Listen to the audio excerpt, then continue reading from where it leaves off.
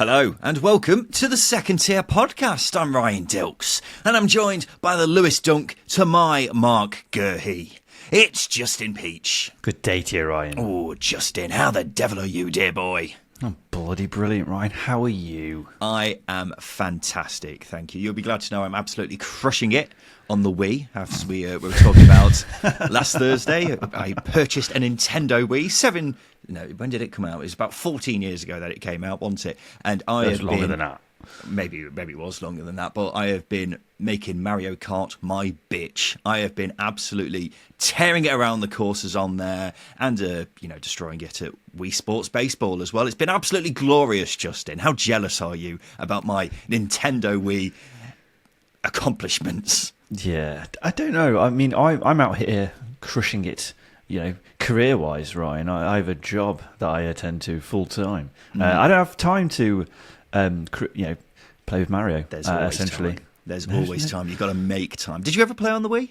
I did have a Nintendo Wii, and I'm sure you had a Nintendo Wii, didn't you? I did have a Nintendo Wii, but it got stolen. Shouldn't laugh at that, but... So I was playing Football Manager upstairs. Someone came into our house and stole our Nintendo Wii while everyone else was in the house. Yes. Just a Nintendo Wii? They stole the Nintendo Wii and the TV. And since then, I've never played on the Nintendo Wii. It's clearly left a hole in my heart, which I've needed to fill. What year was this?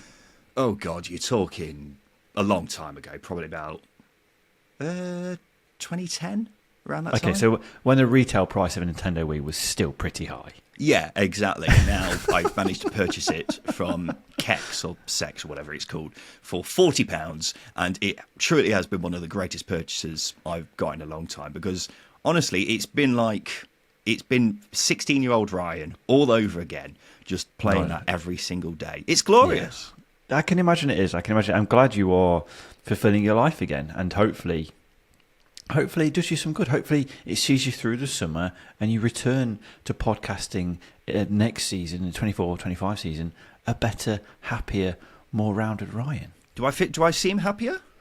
You do certainly seem happier today. You seem chirpy. Oh, good. That's what the Wii is doing to me, Justin. It's releasing all that stress because it's been a stressful old season, and now we've got this mini break between the season ending and the Euros, and I'm spending that time absolutely making Mario look like a tit on Mario Kart every single week. It's glorious, Justin. Anyway, welcome to the number one championship podcast, the Second Tier. Thank you for joining us wherever you are. Yes, we are continuing our service to the people of providing regular podcasts during this strange period between the season ending and the Euros starting. But as we say, we will be continuing to do podcasts even while the Euros are on. But today, Justin, we're going to be picking our top 5 managers on the market for championship clubs. So think of it this way. Put yourself in the position. Your club has just sacked the manager. Who would be your first choice? Now, there's 2 rules here. You're only allowed to pick a manager who's out of work at this very moment.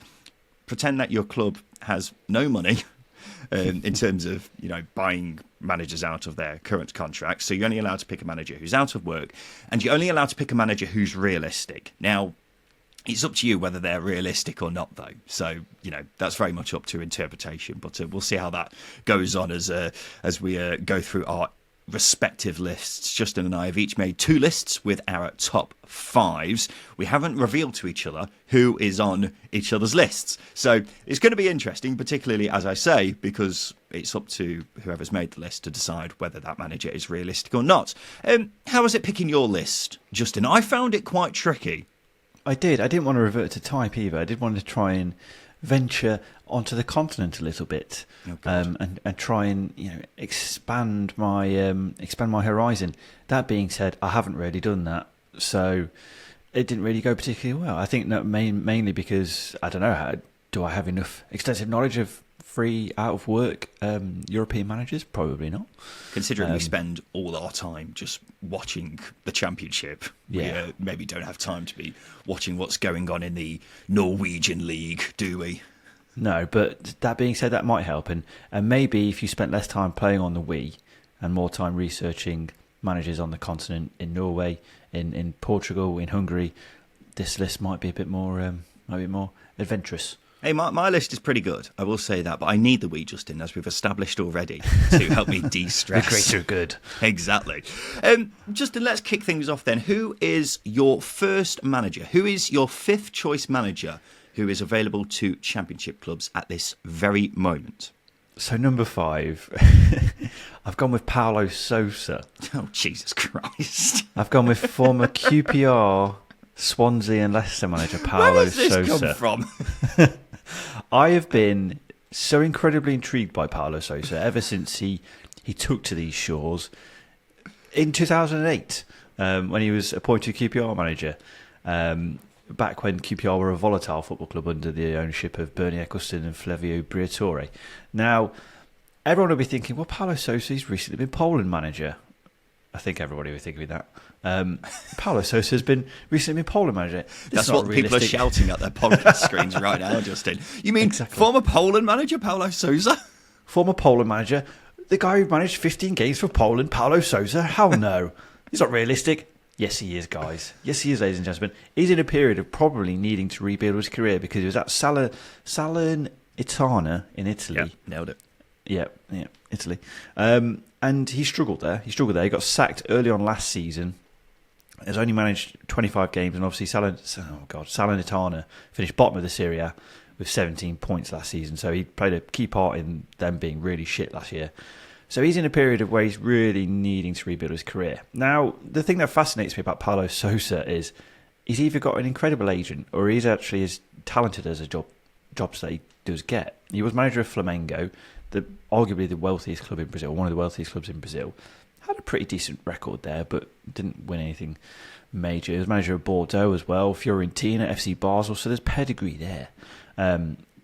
Or as I say, he's got a very good agent. Now for me, if that agent's doing very good work, then there's a lot of Championship clubs who tend to rely heavily on agents going out and getting their managers. Cough, cough, Watford. Cough, cough, Sheffield Wednesday. So if either of those teams find themselves in need of a manager and needs to contact an agent, I think Paulo Sousa is one of those who could be on the blower. It's random. It's a very random really start to this list, it's got to be said. I've gone a bit more sensible with my list, but we'll get onto that very shortly. I mean, fair. I'd be very interested to see how he would do if he did decide to come back to the Championship, because it's been a long old time, and as you say, he does manage some pretty big clubs. I'm just looking at the list now. His career since last being in the Championship has been quite the journey around the world. So, I mean, he's got a pretty decent record at plenty of those clubs, and as we say, some of them are very big clubs. So I'd be interested to see it. I just have no idea where on earth this has come from. Has the agent been talking to you? Yeah, the agent's got in contact with me, and he's trying to get Paulo Sousa a job in Europe. And therefore, he's come to a Championship podcast host to get the ball rolling. I mean, it would make sense, because otherwise I have no idea where else Paulo Sousa has come from in this list. No, as I say, I think it's just that fascination. And also, it was at that era that I grew up watching the Championship. And that Swansea team, it fascinated me because they narrowly missed out on the playoffs. And then he went to Leicester. I think it was back when they were taken over. So it was a very new thing, I guess, for the football club. And he didn't last very long. He lasted 12 games. It just wasn't working out. He's a very possession-based coach as well, which is very European of him. He plays with a 3 at the back, which is very common in the Championship. So I think the glove fits quite nicely. But also, as I say, I think he's in that period where that Salernitana job was a disaster. They finished bottom of the Serie A with a terrible points tally. And therefore, he might be willing to drop down to a club who, I wouldn't say is ambitious, but as I say, if they've got contacts in agents, then it might work out. But just that period when he was at Swansea, I'm just fascinated by that. I want to see him try and repeat that. Maybe the Swansea job might come up again. Who knows? Yeah, I'm not sure. I'd be surprised if it happens. I'd be interested if it happens. I'm not sure it would necessarily go very well. Very handsome man, though. He's a very handsome man. Right at the top of the most handsome managers in the Championship list, if it did happen. My fifth choice manager, as I say, I've gone for more recognisable names than Justin probably has done. My first manager, who I have ranked fifth in this list, is Valerien Ismael. So, of course, he's coming off the back of a season at Watford where he lasted how many months? About 8-9 months, which by Watford standards is pretty damn good. It's certainly a lot longer than than many of other Watford managers who have gone before him. And he did all right at Watford, didn't he? I think we can both agree on that, Justin. He did all right, especially considering the squad wasn't totally suited to him. I don't think it was, a squad which he just couldn't work with at all. I would say it was half suited to him. Yeah. So considering that and the craziness of Watford behind the scenes, I think he did all right in those circumstances. I always think Ismael is one of those managers who is probably going for jobs which aren't necessarily suited to him. I would really like to see him go for a job where it's firstly at a club which is totally fine with playing Val ball, of course. I mean, a club off the top of my head like Millwall, for example. Not sure that would necessarily happen, but, a club which is fine with playing football, which isn't the most prettiest to watch. And I would also like to see him go to a club who are fighting to stay up, because I think that's kind of the level where he can get a club playing much better than the resources and the quality of the squad actually are.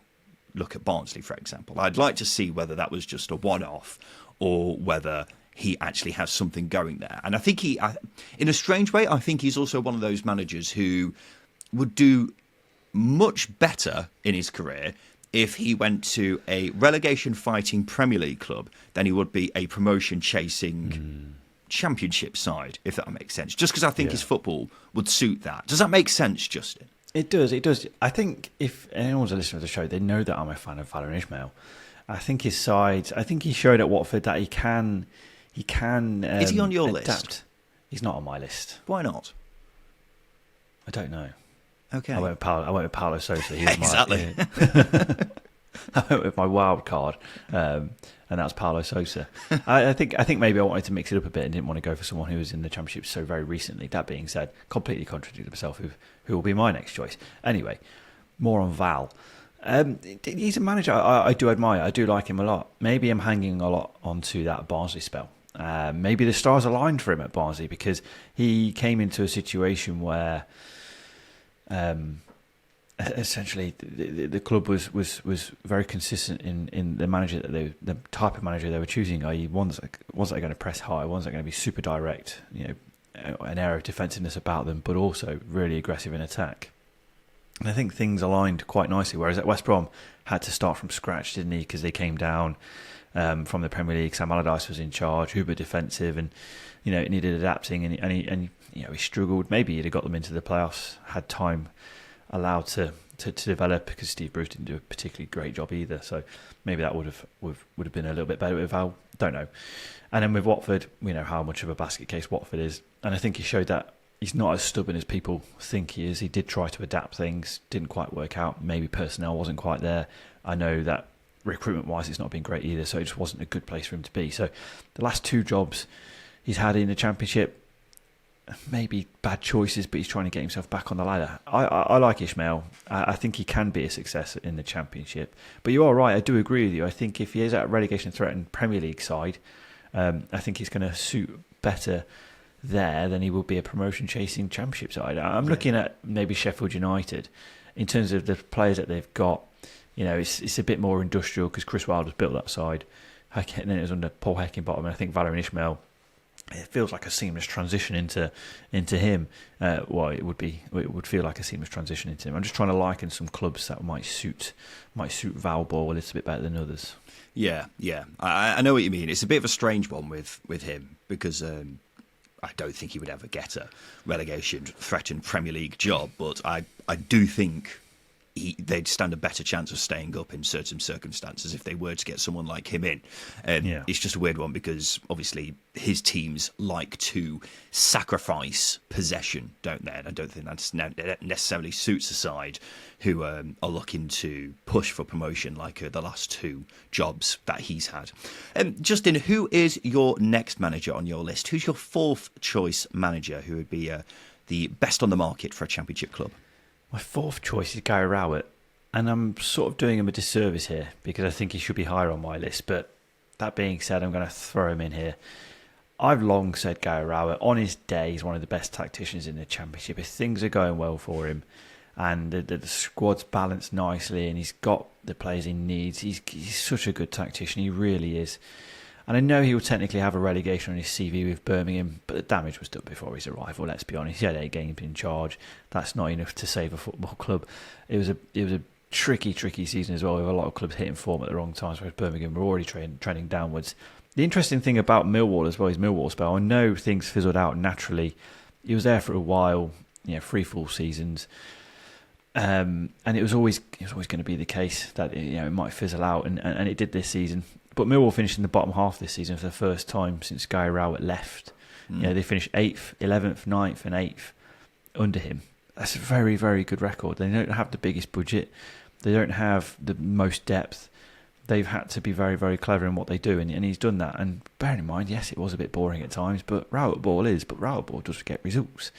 And for me, he's got enough credit in the bank to have another go at a team who have aspirations of chasing the top 6. And I think his success at Millwall deserves to be in the spotlight for that. Yeah, well, wherever Gary Rowett has been, he's done a good job, apart from Stoke. But, there's plenty of managers who have gone to Stoke since then and not done a good job either.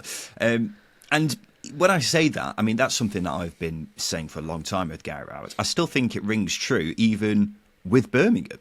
Because, look, the club was a mess when he came in. Of course, 5 managers in one season, recovering from the Rooney debacle. And he was only in charge for 8 games. And when you actually look at it, his record actually reads from those 8 games, won 3, drawn 2, lost 3. At Birmingham, he actually had as many league victories in his 8 games in charge as Birmingham managed in their previous 18. So even though they went down, he actually did a good job. And Birmingham probably would have stayed up if the season was a couple of games longer. So I think Gary Rowett definitely deserves plenty of respect for his past record. And I would agree with you, Justin. I think, this season's maybe for the casual viewer may not have been a good one in Gary Rowett's career, but still, his past record has been sterling. You don't get many managers who have had as many clubs as him and done a good job at pretty much every single one. He's a results man, and it's effective, isn't it? And that's plenty of clubs would rip your arm off for somebody like that. And sure, the football's not great, but if you want someone who comes in and gets a team playing back to basics, he's the man, isn't he? Yeah, but I think this is the thing about his football is...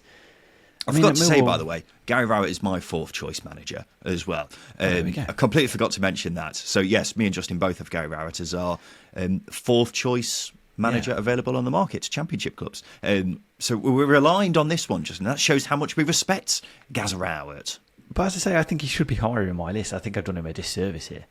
But I've got a huge amount of respect for Rowett because of the job he does. And...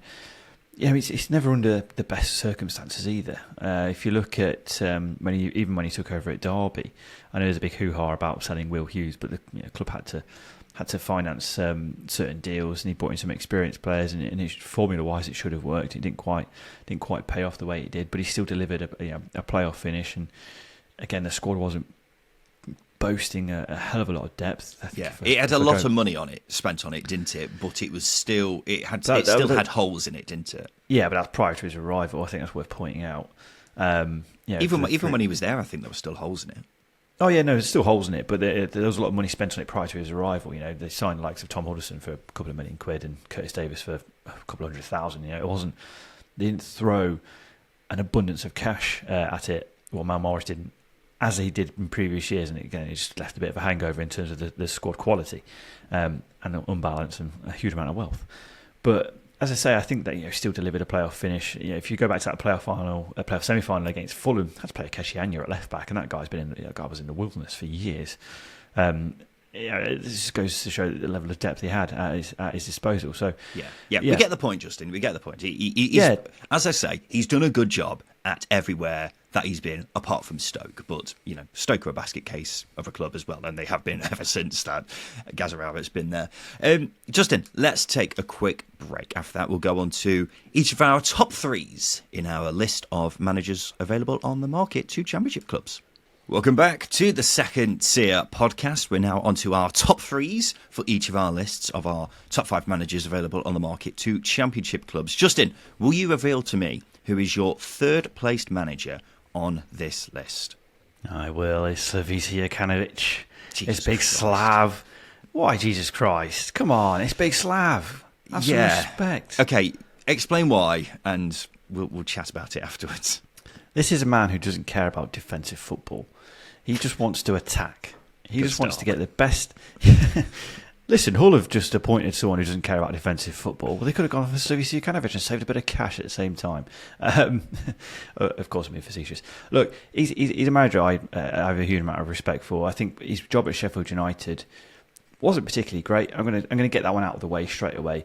It was just the wrong appointment, the wrong club for Slavisa Jokanovic, and the wrong man for Sheffield United to appoint. He was too fluid and flamboyant for what was a very industrial squad set up by Chris Wilder, and I mean that in the nicest possible way.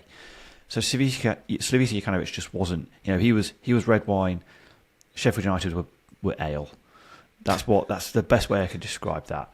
And look, and ale goes down well in some quarters, and it does work well. But Jokanovic, as he showed with Fulham, what he can do with the side, given a little bit of time, given a little bit of, I wouldn't say money, but he did have it at Fulham. But he's a man who just knows how to get the best out of individuals and put a system in place that gets the best out of them as well. And that Fulham side that he got promoted with was outstanding. Tom Kearney, likes of Tom Kearney.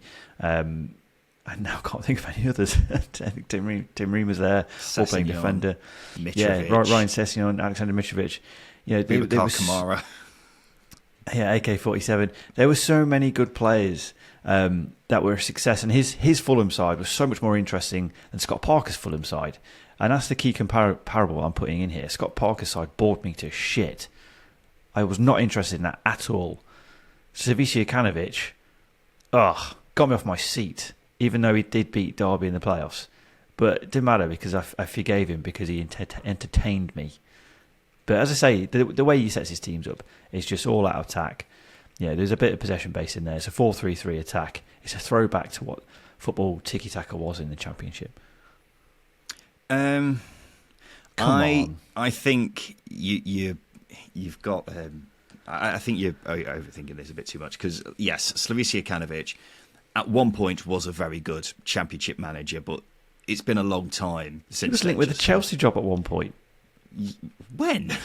When it was coming off the back of the Fulham spell, because he used to play for Chelsea, I think that was an obvious link. But there you go. It all counts. It all counts. It's 6 years ago, Justin, and since then he had a spell at Sheffield United, which was just a mess, and then he's been all over the place since then. I think, you can look at it with rose-tinted glasses. At one point, he was a very good manager at this level, and his record at Championship level, bar that Sheffield United spell, is ridiculously good. But a lot has changed since then. Just listen. Paul Ince was in the wilderness for nearly 10 years, and he kept Reading up. Sent him down the next season, but he kept Reading up. But he kept Reading up. I know it doesn't matter how long you're out of the game.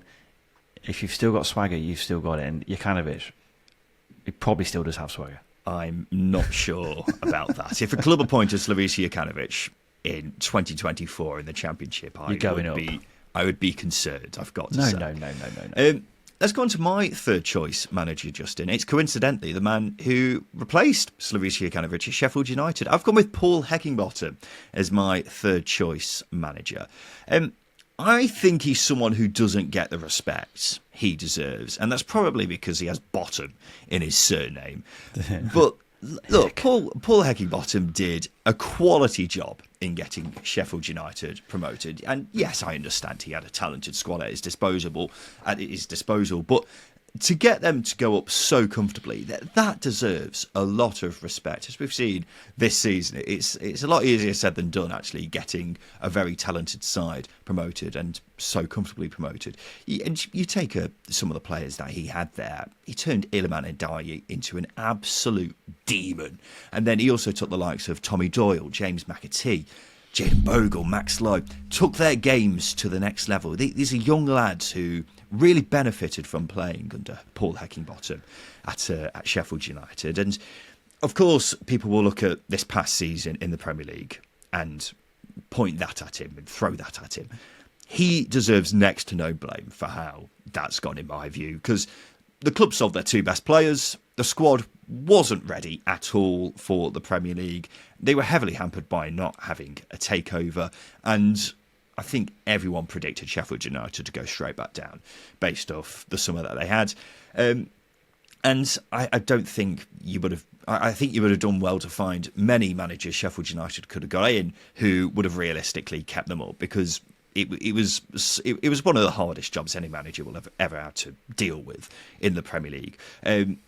So I think he more than deserves another Championship job, and I think it will only be a matter of time until he gets one. And I don't think he should have that spell in the Premier League held over his head too much, because you look at his record at Sheffield United previous to that, he did really, really well. Do we think that the success at Sheffield United was born out of him being part of the system, if you like? So he was obviously under 21s coach at Sheffield United when Chris Wilder was there. He got it, he knew it. He was part of the staff, and then he took over, and essentially he didn't repeat what Chris Wilder did because there was a couple of tweaks, but it was essentially 3-5-2. He just did what the squad knew what they were capable of. If that makes sense. He pushed. He got them back to basics. Yeah, he did. But he pushed the same blueprint as Chris Wilder. He pushed the same blueprint as Chris Wilder. It wasn't exactly, extravagant getting out there. He didn't change anything. He just did what they'd been doing for a couple of years. Well, sometimes that's what you got to do. Just get back to basics. And at the end of the day, he looks at that and said, "Well, let's just do what these players are used to doing." And you can only work with what you've got in front of you. Yeah, but that's why I'm sceptical of him being a success elsewhere. Because don't get me wrong, I don't think he'll be taking the club automatically promoted again. But I think he could definitely take them in the right direction, and leave them in a better place than where they were. Mm-hmm. No, again, that's probably accurate. But at the same time, I think that the only thing that's holding me back from putting him in my list was that his ability to be a success outside of Sheffield United, because his Barnsley spell was good. He got them into the Championship. Did really well, Barnsley.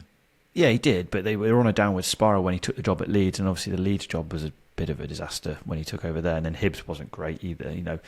Sheffield United is a bit of an outlier on his CV in terms of success, and as I say, that success was born out of repeating what Chris Wilder was doing. I'm not sure. I think I'm not sure I agree with that. Justin, Leeds wasn't great, but not many managers around that time had a great time at Leeds. In fact, he probably did better than a lot of managers around that time. And Hibs, I didn't pay too much attention to because Scotland. But look, Barnsley, he did really well. Sheffield United, he did really well. So I think in terms of the averages, he's done pretty well. He's not done a terrible job at any club he's been at so far. But in fact, he's done it. Go on. This just feeds into my theory that he's not very good outside of Yorkshire. Well, that may be the case, but if there is a Yorkshire club who fancies a manager this season, then Paul Heckingbottom may be the way to go. Let's go on to my second choice manager in this list, Justin. This is a controversial one. I've gone with Scott Parker. Fuck off. Right. So I know we've been very critical in the 2 seasons he's had in the second tier, and that's understandable. He was very stubborn. He has a good habit of rubbing people up the wrong way, quite often his own fans. And his players. But look, you can't argue with his record. 2 full seasons in the Championship and 2 promotions. And he was also getting a lot of praise for the job he did with Fulham in the Premier League before ultimately getting relegated. And my big thing is, considering it's been nearly 2 years since he was sacked at Bournemouth, it surprises me that he hasn't had another job in English football since then. I know he had a job in Belgium, I think it was. Yes, but it surprises me that it's taken so long for him to get another job in English football. I think the problem is with Scott Parker is he's one of those managers who gets linked with jobs ahead of his station, very much in the kind of Frank Lampard kind of mould. I don't think he'd be a great appointment for a Burnley, for example. I know he has been linked with that job, and I don't think that'd be a good move for them. I would like to see how he would do at a mid-table Championship club, because, I mean, at the end of the day, 2 promotions to your name, you don't do that if you're a mug. So I think he's got something to prove, and that point to prove is a really important thing with me, where he's been knocked back from all these jobs in England over the past couple of years. Now he has a chance to show that he isn't one of those managers who just benefits from having a really talented squad at his disposal. So I'd really like to see how he would do at a mid-table championship side, Justin. You're going to say no, but I'm interested to see why.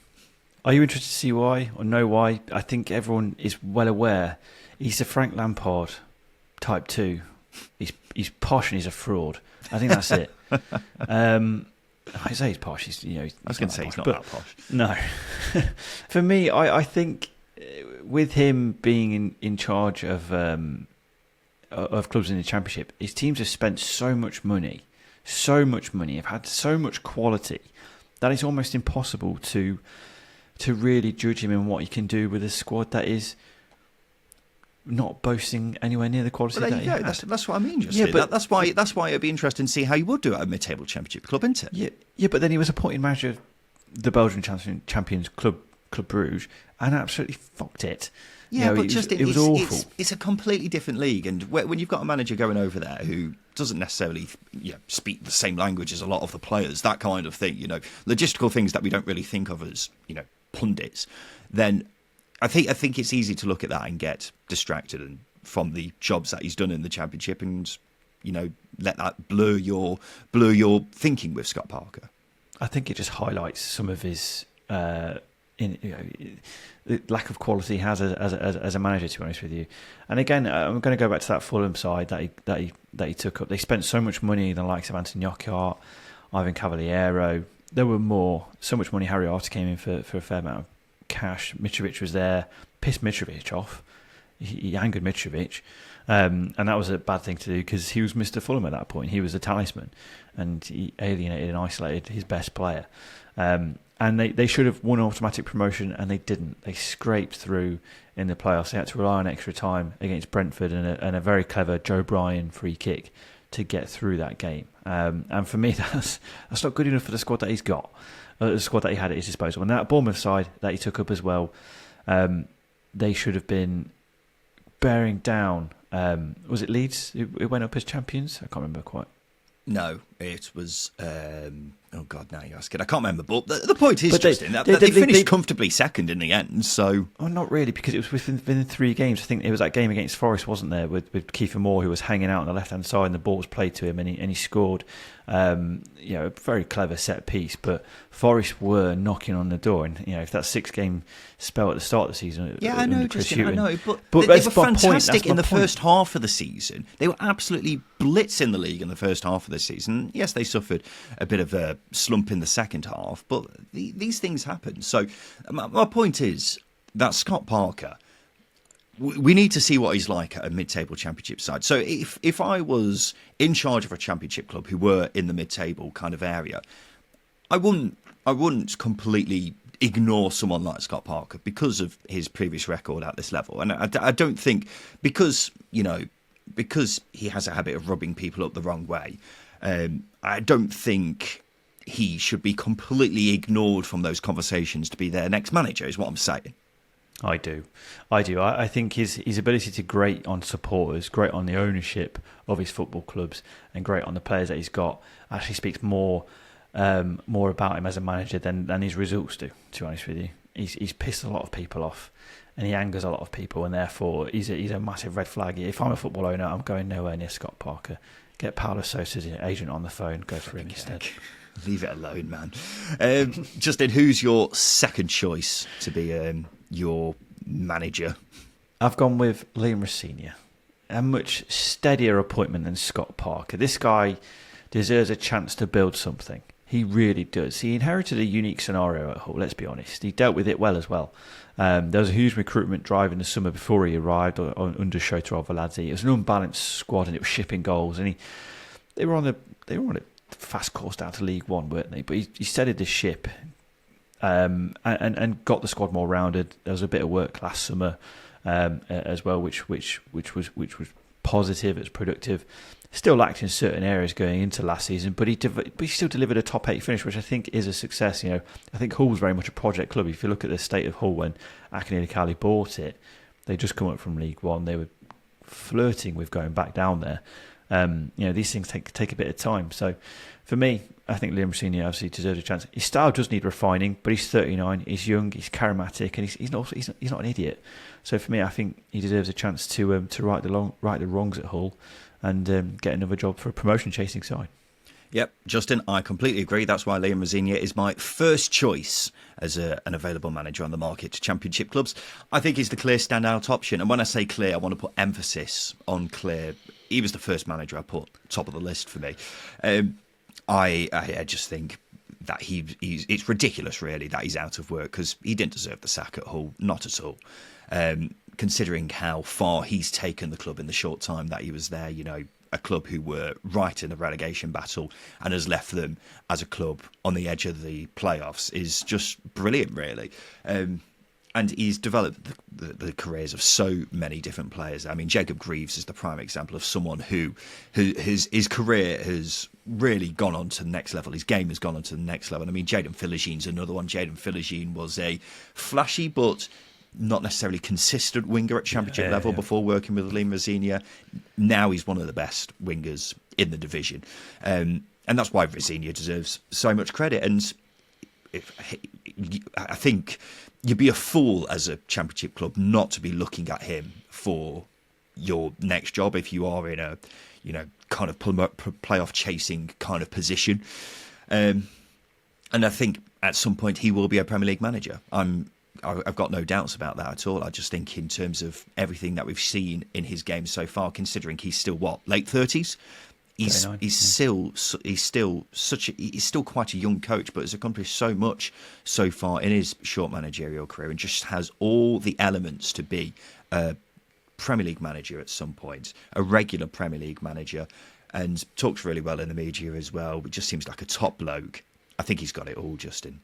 No, I do. I completely agree. I think if you look at his style of play, he probably draws too many games. There's a lot of draws when he was at Derby. There's a lot of draws when he was at Hull as well. Still very early on in his career, though. Well, this is what I mean. His style needs refining, and I think he knows that. And I think if he's got, if at Hull, for example, last season, if he had a striker at his disposal, those draws might have turned into wins. And Liam Talat was injured for long periods. They brought in Billy Sharp, didn't really work out. He missed out. He missed a bona fide number 9 who was a presence in the box. I know Fabio Carvalho came in, but again he played a bit false 9 and whatnot. But there was a piece of the jigsaw missing there for Liam Rosenior, and I think if he had that, a top 6 finish would have been a lot more a simpler process for him. So for me, I think Rosenior deserves a chance at a job. I think the Burner job being available at the current time of recording, I would look at that and go, that's a natural transition from company into Rosenior. Maybe a bit of a risk because he's not a big name, but he's certainly, as a coaching candidate, he's one of the top candidates out there. He's one of the best. If he was in a job right now, and we would talk about every manager in the Championship, we would say he's one of the best young managers in the Championship right now, isn't he? And that's why it's ridiculous, really, that he hasn't got a job. I'm pretty stunned, really, that Sunderland aren't looking at him, because it just seems like he would be a natural fit there as well. But they're cut off the nose to spite the face, aren't they? Really, there with just focusing on Will Still. Yeah, and I think a really important point to make. Last season was his first full season as a manager of one football club. The previous season he was interim manager at Derby, and then he took over at Hull, sort of November, December onwards. Last season was his first full season as a manager. Just bear that in mind. I know that was on a technicality, but he still delivered a top 8 finish, and I think that's an outstanding achievement for a guy who, on paper, lacks experience. So there you have it. Liam Rosenior is my first choice as the available managers on the market for Championship clubs. He's Justin's second choice. Justin, who is your first choice? I've gone with Steve Cooper. Speaks for himself. He really does. It's a success at Forest under tricky circumstances, I think, deserves a shout out. Recruitment, obviously, at the City Ground was a mess. The ownership is volatile, and he still took Forest to the Premier League despite them being winless in the first 6 games, and he kept them there as well. And then you look at Swansea. I think everyone forgets the Swansea spell quite quickly because of his success at Forest. 2 playoff campaigns, 1 semi-final, 1 final. Despite chronic underinvestment in the squad from the owners, he just knows how to turn water into wine at Championship level. He's a Championship Jesus. He knows exactly what he's doing. And I think the annoying thing about him, he's probably holding out for a Premier League job, but he's been overlooked for many of them so far. So I think, stepping down into an ambitious Championship side is probably one that's going to better suit him. Championship Jesus. I'm still getting He's over Championship that. Jesus. Look, if a club got Steve Cooper, I would instantly make them favourites to win the league because he's an unbelievable manager. The reason I didn't include him in my list is because I just don't think he's realistic, Justin, because... I think he is. Who would he realistically go to? If you're in Steve Cooper's shoes, who would you realistically go to? I mean, what, in terms of clubs or clubs that are available right now? Clubs. Just clubs? Okay. But Burnley's an obvious one. Well, he's turned down Burnley, apparently. Well, that's his fault. Well, that's what I mean. That's why I just don't think he's realistic because, you're looking at Burnley and Leeds as the most attractive jobs if they became available in the Championship, and he's turned down one of them. He might go to Leeds, but still, he's clearly holding out for a Premier League job. That's why I didn't include him on the list because I just don't think he's realistic, unfortunately, Justin.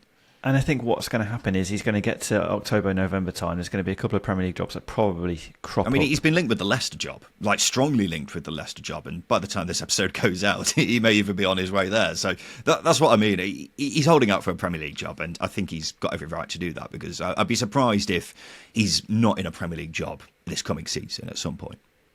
Well, I think he'll be overlooked. I really do. Because I don't think he's an attractive proposition for Premier League clubs. Wrongly. Because of maybe the Forest spell last season wasn't particularly great, and obviously Espirito Santo came in, but I think he's been overlooked by many Premier League clubs, and I think he'll continue that will continue to be the case until an ambitious Championship side comes in for him. Just to save you from looking very silly next week, he has been very strongly linked with the Leicester job. Yeah, but the Leicester job comes with a lot of problems, doesn't it? There's a potential points deduction. Of course it does, but if he's holding out for a Premier League job, he's going to take it, isn't he? Yeah, but they were technically in the Premier League, so yes, that might be right, but I think it's wrong. I think he should hold out for a Championship club, go back up to the Premier League via the Championship and be a success that way, rather than be at Leicester, manage a points deduction, everything be against you, and then be a Championship manager this time next year. But, if he goes down with Leicester and does a good job and gets the plaudits for it, then his stock rises even more highly, doesn't it? But he's a Championship manager. But he may end up being a Championship manager in 12 months' time, but he could very well be on the radar of other Premier League clubs after showing what he can do at the Premier League again. So that's why I just don't think he's realistic. Don't get me wrong. As I said at the start, if he were to go to a Burnley, for example, I would instantly make them favourites to win the league. But I just don't think it's going to happen because I just think he's too good, and I think he knows he's too good for the Championship, unfortunately. Because I'd like to see him back in the Championship, Justin, but I just don't think it's going to happen. Justin, let's just before we go, recap who we have as our top 5 managers available to Championship clubs. So you start us off, please. My 5th choice was Paulo Sousa. Yes, ridiculous. Keep going. My 4th choice was Gary Rowett. My 3rd choice was Slavisa Jokanovic. My 3rd choice, Liam Rosenior. Sorry, my 2nd choice, Liam Rosenior. My 1st choice, Steve Cooper. I can almost guarantee that only 2 of those managers will be anywhere near a Championship job next season, but, you do you. Paulo Sousa and Slavisa Jokanovic. Yeah, those 2, yeah. My 5th choice manager was Valerien Ismael. 4th choice, Gary Rowett. Number 3 was Paul Heckingbottom. Number 2, rather controversially, Scott Parker. And number 1 was Liam Rosenior. Liam Rosenior quite a way ahead of all the other managers in that list, I've got to say. But there we go, Justin. This has been our countdown of our top 5 managers available on the market to Championship clubs at this very moment in time. So this has been the Second Tier Podcast, and we'll next be back on Thursday, where we'll be going through the top 10 players on the market for Championship clubs. So a similar vibe to this, Justin, but we'll be talking about the players instead. So we bloody look forward to seeing you then for that, ladies and gentlemen. Well, this has been the Second Tier Podcast. I've been Ryan Dilks. I've been Justin Peach. And a big thank you for listening.